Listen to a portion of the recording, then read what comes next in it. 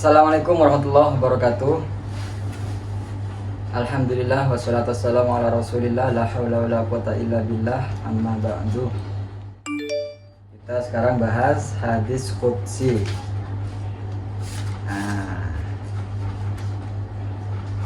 Kemarin kita bahas pencatatan amal.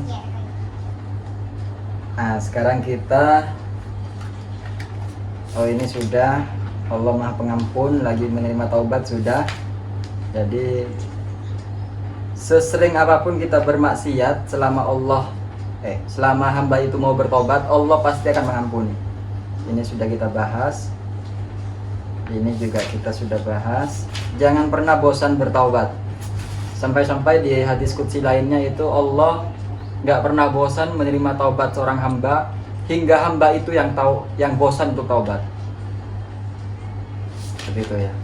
Jangan pernah bosan bertaubat, karena manusia tidak akan pernah lolos dari bisikan setan apapun itu. Kemarin juga sudah bahas keutamaan zikir. Sekarang kita bahas ketika Nabi Muhammad SAW menerima perintah sholat 5 waktu. Ini hadisnya panjang sekali. Anas bin Malik, panjang. Sesungguhnya Rasulullah SAW bersabda, didatangkan buruk kepadaku. Buruk itu apa? Seekor binatang yang berwarna putih, lebih besar dari keledai, tapi lebih kecil dari bigal, lebih kecil daripada kuda, merendahkan tubuhnya sehingga perutnya menyentuh tanah, si buruk ini.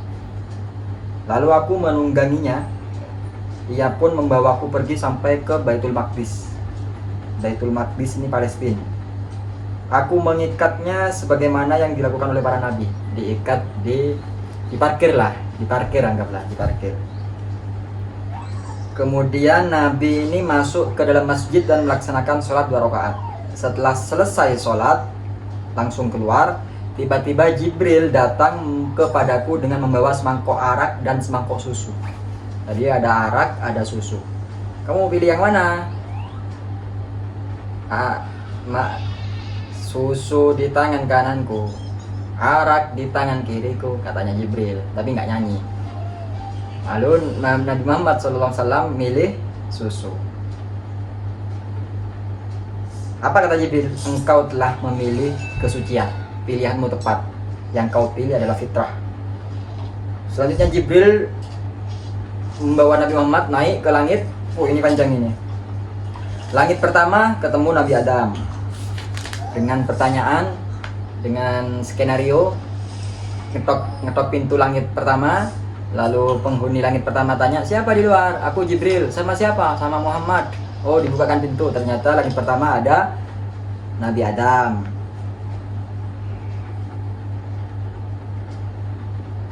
Lalu naik ke langit kedua. Langit kedua ada Nabi Isa dan Nabi Yahya dengan skenario yang sama. Lalu naik ke langit ketiga. Langit ketiga ini ketemu dengan Nabi Yusuf.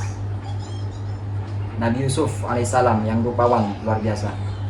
Skenario yang sama. Langit keempat bertemu dengan Nabi Idris. Langit kelima bertemu dengan Nabi Harun.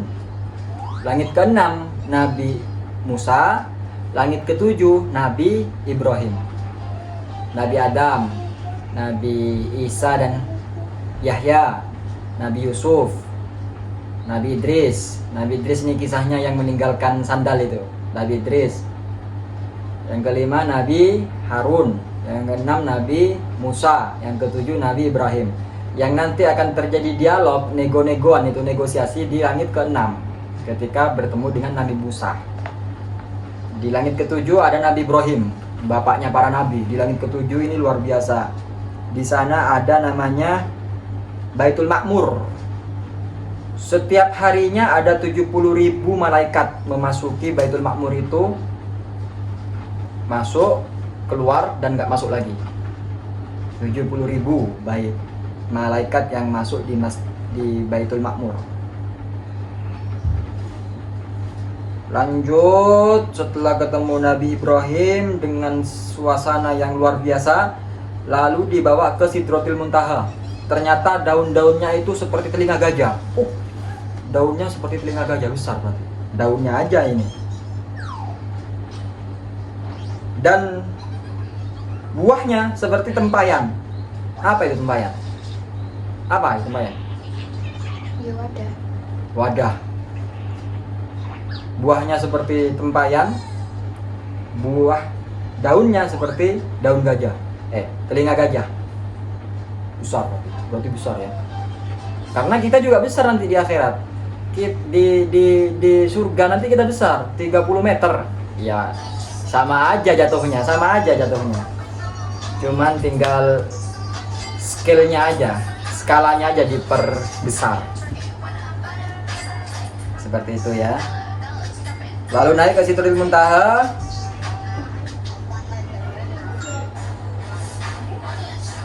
Lalu Allah memberikan wahyu dan mewajibkan sholat 50 kali sehari semalam. Dok, volumenya kecil kan, Dok? Volumenya kecil kan?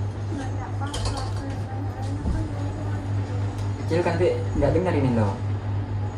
Allah memberikan wahyu dan mewajibkan sholat 50 kali dalam sehari semalam. Diterima sama Nabi Muhammad. Sama Nabi Muhammad, sami'na wa ata'na, patuh. Turun ketemu Nabi Musa, tanya, dapat oleh-oleh apa ini? Saya dapat perintah 50 kali untuk melaksanakan sholat sehari semalam. Nabi Musa kaget, boh, umatmu nggak akan sanggup. Umatku aja yang gagah perkasa yang besar diperintahkan sholat aja nggak mampu, apalagi 50. Umatmu kecil-kecil seperti itu. Nego aja, minta keringanan. Nego terus, Nabi pergi menghadap Allah lagi ke Sidratil Muntaha. Dapat keringanan, dikurangi 5, dikorting 5, 45. Turun, Nabi Musa bilang, masih belum sanggup, minta lagi. Terus 40, 35, sampai sisa 5. Nabi Musa masih bilang, umat ini kamu masih berat ini, coba nego lagi. Nabi Muhammad malu. Akhirnya ketika sudah 5 waktu itu, Allah bilang, ya wes lah, tetap 5 waktu, tapi pahalanya seperti 50 waktu. Karena satu kebaikan umat Muhammad di sisi Allah itu pahalanya 10 kali lipat. Nah, sholat 5 waktu sama seperti pahalanya 50 waktu. Itu luar biasa. Nabi Musa ini mungkin meremehkan kita mungkin. 5 waktu saja Nabi Musa seakan-akan kita masih nggak sanggup. Nabi Musa, praduganya ternyata benar. 5 waktu pun masih berat kita lakukan ternyata ya. Kayaknya kita ini pengennya sholat ini 1 kali aja kayaknya sehari. Karena 5 kali berat kayaknya. Dan memang terasa dari beberapa muslim 5 waktu ini terasa berat sekali. Ada yang ngambil maghrib isanya aja, ada yang ngambil duhur asarnya aja karena di kantor, ada yang ngambil maghribnya aja karena rumahnya dekat masjid, malu. Ini repot. Nabi Musa khawatirnya luar biasa ini. Jadi itulah, ini koneksinya dengan kisah Isra Mi'raj ya, dimana Nabi Muhammad SAW itu Isra Mi'raj ya, menghadap Allah, ruh dan jasadnya.